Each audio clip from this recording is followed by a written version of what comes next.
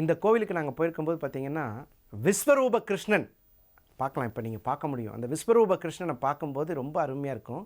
அந்த கையில் இருக்கிற சக்கரம் மட்டுமே 1.5 டன் வெயிட்டாம். அது எப்படி நிற்கிது? தெய்வ அனுகூலம், தெய்வ அனுகிரகம் இதெல்லாம் இல்லாமல் நடக்காதுங்க. இதெல்லாம் அந்த இடத்துல போய் பார்க்கும்பொழுது நமக்கே பிரமிப்பாக இருக்குது.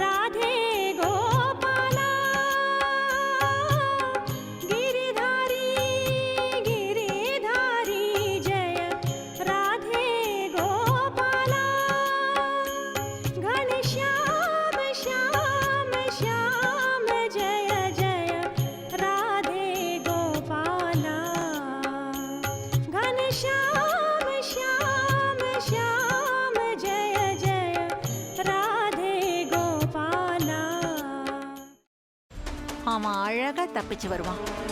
உன் வேலை என்னவோ அத மட்டும் பாரு. புதக்குழியா இருக்கிற பாதைக்கு போக வேண்டாம்னு சொல்றேன். நீங்க கேட்க மாட்டேங்கிறீங்களே.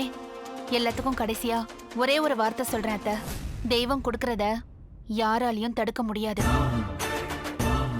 தெய்வம் கொடுக்க மறுக்கிறத யாராலையும் கொடுக்கவும் முடியாது. தங்கதுரைக்கான தண்டனை ஆண்டவனோட கைவசம் தயாரா இருக்கு. முடிஞ்சா நீங்க காப்பாத்திக்கோங்க. பிரியாணி பாத்திரத்தில் நெய், கடலை எண்ணெய், பட்டை, மராட்டி மொட்டு, கல்பாசி, ஏலக்காய், பிரியாணி இலை, வெங்காயம், பூண்டு, முந்திரி, பிரியாணி மசாலா, தக்காளி, கல் உப்பு, மஞ்சள் தூள், கொத்தமல்லி, புதினா சேர்த்து நன்கு வதக்கவும். பின்னர் மட்டன், தயிர், சிறிது தண்ணீர் ஊற்றி கலந்து அதனுடன் சீரக சம்பா அரிசி சேர்த்து கொதித்த பின் பச்சை மிளகாய், புதினா சேர்த்து இறுதியாக தம் போட்டு இறக்கினால் சுவையான கொங்கு நாடு வெள்ளை மட்டன் பிரியாணி தயார். இப்போ உனக்கு கால் உடைஞ்சிருக்கும். தனோ பார்த்து சூதானமா நடந்துக்கோ. இந்த வீடு பயங்கரமான காடு மாதிரி. யாரு அழிப்பாங்கன்னே தெரியாது. அக்கா, இப்ப நான் என்னக்கா பண்றது? யோசிக்கவே யோசிக்காத. உன் புருஷன் தலையில நறுக்குன்னு 4 கொட்டு கொட்டி சம்மதிக்க வச்சிரு. புரியுதா? சரிக்கா. முதல்ல அந்த வேலையை பாரு. போ போ. செல்வி எங்க போயிருக்கான்னு சொல்லு.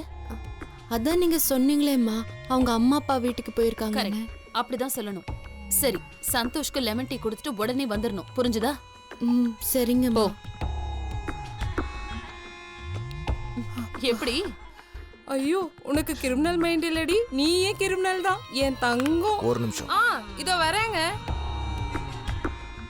நல்ல லூசு குடும்பம்டாது. என்ன சொன்னாலும் நம்புதுங்க.